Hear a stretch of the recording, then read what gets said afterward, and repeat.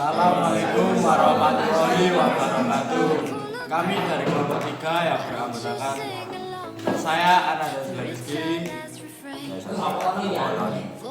Kali ini kami akan mengkonfigurasi jaringan VLAN di Mikrotik. Mulai dari router pertama yang akan dijelaskan oleh Mas Nanda. Nah, jadi langkah awal yang saya lakukan tadi yaitu pertama memberikan identity agar mudah dikenali. Saya memberikan identity router utama dengan nama saya sendiri. Lalu setelah itu saya nyeting DHCP client untuk meminta ISP. Ini sudah bound ya statusnya. Lalu yang saya lakukan setelah itu yaitu ngeping google.com untuk mengecek connect atau tidaknya. Ya, ini TTL berarti ini sudah terhubung ya. Kemudian menyeting VLAN. VLAN ini di interface di menu VLAN ini. Ini yang pertama namanya saya ganti menjadi VLAN 100.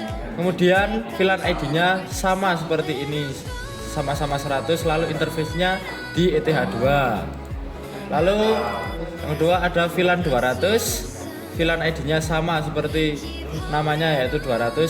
Interface ke ETH2 juga. Lalu ada yang terakhir VLAN MGMT atau VLAN Management. VLAN ID-nya ini pakai nomor absen kita sendiri. Untuk interface-nya tetap di ETH2. Lalu setelah itu kita buka ke address list. Address list ini memasukkan IP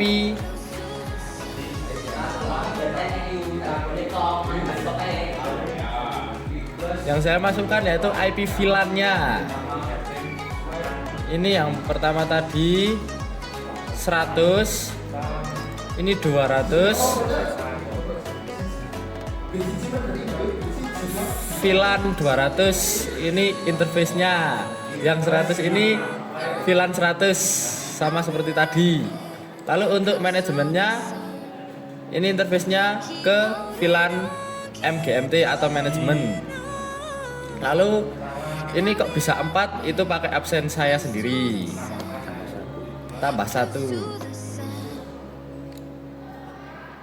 Kemudian kita masuk ke DHCP server. Nah, DHCP server ini tadi di setup ini ya. Terus 3 kali setup VLAN 100, VLAN 200 dan VLAN manajemen. Lalu muncul seperti ini, tinggal di oke saja. Kemudian setelah itu kita masuk ke firewall. Nah, di firewall ini setting di NAT-nya, chain-nya di search NAT, kemudian out interface-nya ETH1 dan action-nya Spirit seperti biasa. Nah, untuk settingan atau konfigurasi router 1 cukup seperti itu saja. Lalu untuk router 2 akan dijelaskan oleh Mas Arka. Oke, yang kemudian kita masuk ke router 2, yang dimana router 2 ini kita akan merubahnya menjadi switch.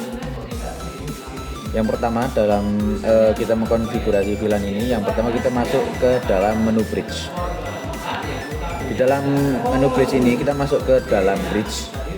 Kemudian di bridge ini kita membuat kamar yang kita namai bridge 1. Oke. Yang kemudian kita masuk ke port, dan di port ini kita memasukkan ether dan juga VLAN 1. Di dalam ether ini kita memasukkan interface-nya yaitu ether 1. Kemudian kita masukkan bridge yang telah kita buat tadi. Dan di ether 1 ini PV ID-nya kita masukkan 1.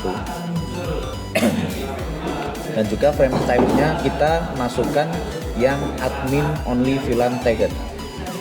Dan jangan lupa menceklis di ingress filtering. Di Ether 2, interface-nya kita masuk ke Ether 2 dan bridge-nya sama, yaitu bridge yang kita buat tadi. Dan di VLAN ini kita masukkan PVID-nya yaitu 100 dan frame type-nya menggunakan yang admin only untagged and priority tagged. Dan ingress filternya kita juga checklist. Di Ether 3 kita tetap sama, Ether 3 dan bridge-nya menggunakan bridge yang tadi. VLAN PVID-nya kita menggunakan PVID-nya 200 dan frame type-nya admin only untagged and priority tagged dan checklist ingress filtering. Di Ether 4 kita menggunakan PVID 4 yaitu PVID-nya yang MGMT. Di VLAN 1, kemudian kita masuk ke VLAN, menu VLAN, kemudian membuat atau menambahkan di bridge yaitu bridge 1, kemudian VLAN IDS-nya yaitu 100, tagged-nya kita Ether 1 dan bridge 1, kemudian untagged-nya Ether 2.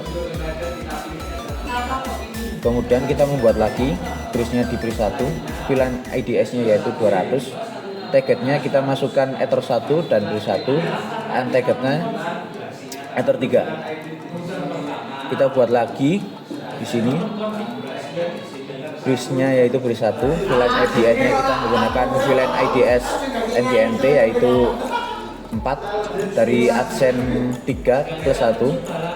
Kemudian tagged-nya kita beri Ether 1, bridge-nya bridge yang tadi, dan kemudian untagged-nya kita kosongi. Di sini bisa dilihat, di sini terdapat dynamic 1. Ini nanti kita akan masuk ke klien, tapi itu kita lakukan nanti setelah ke interface ini. Di interface ini kita ke menu VLAN, kemudian menambahkan di sini VLAN 1. Di VLAN 1 ini VLAN ID-nya kita berikan 100 dan ke interface bridge yang kita buat tadi. Kita klik OK. Jika sudah, kita masuk ke DHCP client. Di HCP client ini kita melakukan perbedaan yaitu dengan menggunakan interface ke VLAN 1. Setelah sudah, nanti di dalam